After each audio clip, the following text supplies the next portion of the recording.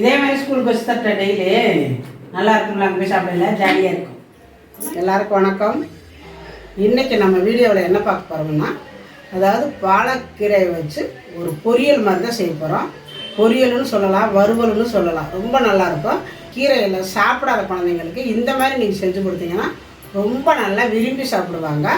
ரெண்டாவது அதை சாப்பாட்டில் போட்டு நல்லா பிசைஞ்சு கொடுத்தோம்னா நல்லா சாப்பிட்ருவாங்க குழந்தைங்க, வேண்டானே சொல்ல மாட்டாங்க. இன்றைக்கி அந்த மாதிரி குழந்தைங்களாம் விரும்பி சாப்பிட்றது எப்படி அப்படிங்கிறத இன்றைக்கி வீடியோவில் பார்க்க போகிறோம். அதுக்கு முன்னாடி எங்களுடைய சேனலை சப்ஸ்கிரைப் செய்யாதவங்க சப்ஸ்கிரைப் பண்ணி வச்சுக்கோங்க. பக்கத்தில் இருக்கிற அந்த ஆளுங்கிற பெல் பட்டன் அமுத்தி வைங்க. அப்போ தான் நாங்கள் போடுற வீடியோ உடனே உங்களுக்கு கிடைக்கும். இப்போ வாங்க பாலாக்கீரை வறுவல் எப்படி செய்யலாம் அப்படிங்கிறத பார்க்கலாம். இப்போ பாலாக்கீரை வாங்கி ஒரு கட்டு வாங்கினேன். இந்த பாருங்கள், இந்த காம்பெல்லாம் வெட்டிட்டேன், முக்கால்வாசி வெட்டிட்டேன், கொஞ்சம் தான் இருக்குது. இது இருக்கலாம், ஒன்றும் பிரச்சனை இல்லை. நல்லா கழுவி 1 மணி நேரத்துக்கு மேலே வெளியில் வச்சு நல்லா உணர வச்சுட்டு நல்லா காஞ்சிருச்சு பாருங்கள். இந்த ஈரமெல்லாம் போயிடுச்சு. அடுக்கி வச்சுக்கலாம். அடுக்கி வச்சு வெட்டினீங்கன்னா கரெக்டாக வரும் அந்த பீஸு.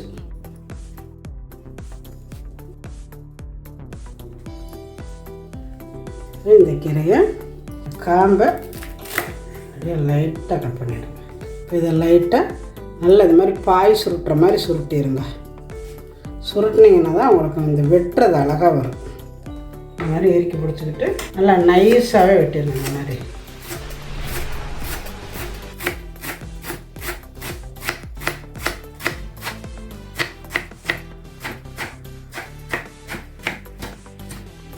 இந்த மாதிரி பாருங்க, கரெக்டாக வெட்டியிருக்கிறோம் பாருங்க. இந்த மாதிரி இருக்கணும். இப்போ பாலாக்கீரை வறுவலுக்கு தேவையான பொருட்கள் எடுத்து வச்சுருக்கிறேன்.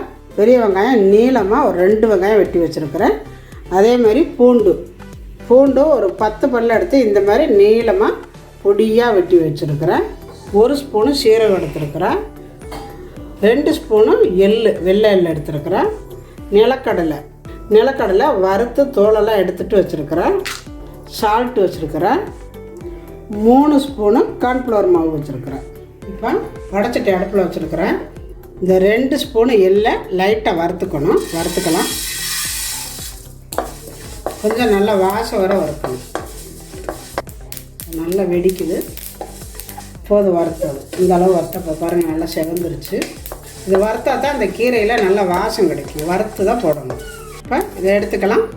அதே பாத்திரத்தில் எண்ணெய் விட்டுக்கலாம். இந்த அளவுக்கு எண்ணெய் விட்டுக்கலாம். இது எண்ணெய் காயட்டும். அதுக்குள்ளார இப்போ இதை முழுசாக போடக்கூடாது. இதை 1-2 இடிச்சுக்கணும். மிக்சியிலையும் போட்டு அடிச்சிடாதீங்க, நல்லா இருக்காது. இடி உரலில் போட்டு 1-2 இடித்து போடணும். அப்படியே இந்த மாதிரி தான் இருக்கணும். கீரையை ரெடி பண்ணிக்கலாம். இந்த கீரையை இதை போட்டுட்டு எடுத்து வச்சுருக்கிற இந்த சீரகத்தை அதில் போட்டுக்கலாம். உப்பு எப்போவுமே கீரைக்கு கம்மியாக தான் போடணும். கொஞ்சம் போல் சால்ட்டு. இப்போ நம்ம எடுத்து வச்சுருக்கிற இந்த கார்ன்ஃப்ளவர் மாவு இதையும் எடுத்து வைக்கணும். போட்டு நல்லா இந்த மாதிரி பரட்டிக்கோங்க. கொஞ்சம் நிறையாவே மாவு போட்டுக்கோங்க. அப்போ தான் அந்த கீரை எண்ணெயை குடிக்காது. லைட்டாக தண்ணி தெளிச்சுக்கோங்க. லைட்டாக அந்த மாவு அதில் பிடிக்கணும். கீரையில் ஈரப்பதம் இருந்ததுன்னா தண்ணி தெளிக்க வேண்டாம். இப்போ இது இப்படியே இருக்கட்டும். இப்போ நம்ம எண்ணெய் காஞ்சிருச்சு. எண்ணெய் காஞ்ச உடனே நம்ம அந்த நறுக்கி வச்சுருக்கிற பூண்டு இதிலே போட்டுக்கோங்க. வெங்காயம் இதிலே போட்டுக்கோங்க. இந்த வெங்காயம் ரொம்ப நேரம் வேகக்கூடாது. ஒரு 3/4 வேக்காடு வெந்தால் போதும். இப்போ வெந்துருச்சு. இப்போ எடுத்துக்கலாம். இப்போ இதை வேறு பாத்திரத்தில் எடுத்து வச்சுக்கலாம். நம்ம வச்சுருக்கிற இந்த கீரையை கொஞ்சம் கொஞ்சமாக போட்டு அப்படியே பொரிச்சு அள்ளிக்க வேண்டியதுதான். இந்த மாதிரி கொஞ்சம் கொஞ்சமாக போட்டு பொரிச்சுக்கோங்க.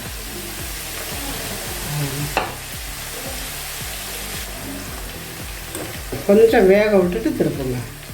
கொஞ்சமாக கூட எண்ணெய் ஊற்றிக்கலாம். ஆனாலும் இந்த மாதிரி கொஞ்சம் ஊற்றி நீங்கள் அதில் பொரிச்சு எடுத்தால் தான் அந்த கீரை நல்லாயிருக்கும் சாப்பிட. அவ்வளோதான். இப்போ இதை அரைச்சி அள்ளிக்கலாம். அப்படியே எண்ணெய் காஞ்சிட்டுக்கல மறுபடியும் அப்படியே போட்டுக்கோங்க.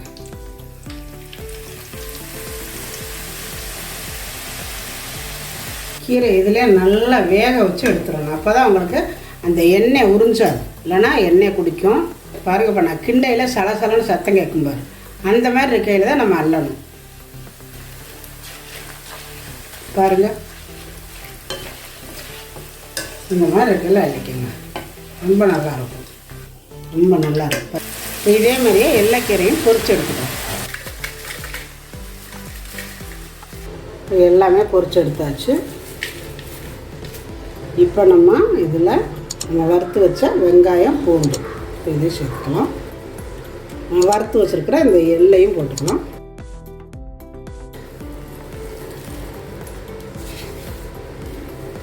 சூப்பராக இருக்கும் இந்த எள்ளு, வறுத்த எள்ளுக்கு. அது பொடிச்சு வச்சுருக்கிற நிலக்கடலை பருப்பு அதையும் இதில் தூவிக்கோங்க. இப்போ பாலாக்கீரை வறுவல் ரெடி ஆயிடுச்சு. நம்ம ஸ்கூலுக்கெல்லாம் இந்த மாதிரி நீங்கள் வச்சு கொடுத்து பாருங்கள், ரொம்ப நல்லாயிருக்கும். அதாவது நம்ம இந்த மெது பக்கோடா வாங்கி சாப்பிட்றோம் பார்த்தீங்களா, அந்த மாதிரியே இருக்கும் இது. நீங்கள் அதை சும்மா வெறும் வாயில் கொடுக்குறத விட சாப்பாட்டில் போட்டு அப்படி பிரட்டி அப்படி பிசைஞ்சு விட்டு கொடுத்து பாருங்கள், ரொம்ப அருமையாக இருக்கும்.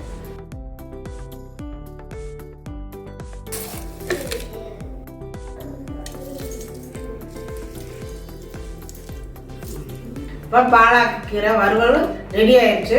ரொம்ப நல்லா இருக்குது. சாப்பிடும் பொழுது நல்லா அந்த ஒரு கருப்பு முறுக்குன்னு நல்லா இருக்குது. இப்போ நானே எங்கள் தியாவும் சாப்பிட போகிறோம். பாருங்கள், இந்த சாப்பாட்டில் இந்த கீரையை போட்டு பாருங்கள், இதுதான் மெயினே. கொஞ்சம் போல் சாப்பாட்டில் இந்த மாதிரி போட்டு நீங்கள் உடைச்சி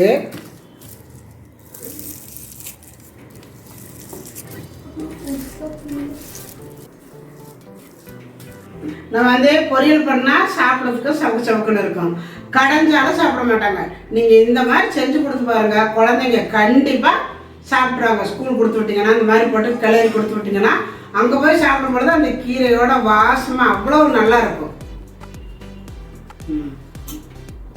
எப்படிதான் இருக்கு? நல்லா இருக்கேன். இந்த மாதிரி ஸ்கூல் கொடுத்து விட்டா நல்லா இருக்குமில்ல சாப்பிட்றதுக்கு. இதே மாதிரி வச்சு தரட்டா டெய்லி? இதுல கொஞ்சம் போல உங்களுக்கு சர்க்கரை கூட தூவிக்கலாம் வேணும்னா. அதாவது அந்த பச்சை பசேர்னு அப்படியே இருக்கும், கலர் மாறாம. நான் சர்க்கரை போடலை. உங்களுக்கு வேணும்னா லைட்டா சால்ட் போடுற அளவு தூவிக்கிறீங்கன்னா இன்னும் டேஸ்டா இருக்கும். அப்ப நீங்க சர்க்கரை போட்டீங்கன்னு நினைச்சேன், கசக்கவே இல்ல. கசக்கவே இல்லையா? பார்த்தா பாப்பா சொல்றா பாருங்க. பாருங்க, கீரை சாதம் எப்படி நல்லா கலரா நல்ல கிரீன் கலர்ல இப்பவே வந்துருச்சு. இன்னும் கொஞ்சம் நேரம் இருந்துச்சுன்னா நல்லா ஊற நம்ம அதான் டிஃபன் பாக்ஸில் போட்டு கொடுக்கும் பொழுது அவங்க சாப்பிடும் பொழுது கீரையெல்லாம் நல்லா கலந்து அவ்வளோ நல்லாயிருக்கும். இதே மாதிரி நீங்களும் செஞ்சு பாருங்கள். செஞ்சு சாப்பாட்டில் போட்டு பிசைஞ்சு உங்கள் குழந்தைங்களுக்கு கொடுத்து விட்டு பாருங்கள். ரொம்ப அருமையாக இருக்கும். சாப்பிட்டேன் அப்படின்னு சொல்லுவாங்க. ஒரு சொட்டு நெய் விடுங்க, ரொம்ப நல்லாயிருக்கும். இதே மாதிரி செஞ்சு பார்த்துட்டு எப்படி இருக்குன்னு எனக்கு கமெண்ட்டில் சொல்லுங்கள். இந்த வீடியோ பிடிச்சிருந்தா லைக் பண்ணுங்க, ஷேர் பண்ணுங்க. செக்நாட் சமையலுக்கு சப்ஸ்கிரைப் பண்ணுங்க. நன்றி.